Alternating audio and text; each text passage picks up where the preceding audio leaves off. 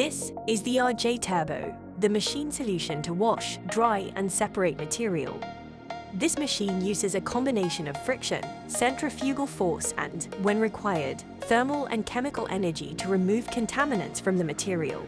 As the material enters the machine, it is introduced to the rotor spinning up to 3000 RPM. This rotor is fitted with 32 independent paddles, each coated with hard ox to reduce wear time.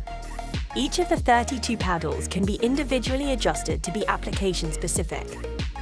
As the material enters the machine, the shear impact of the hard ox paddles displaces any surface contamination or moisture from the material.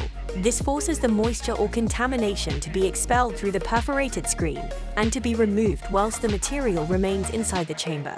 The high impact of the RJ Turbo rotor means this machine is also ideal to separate materials such as paper pulp from plastics.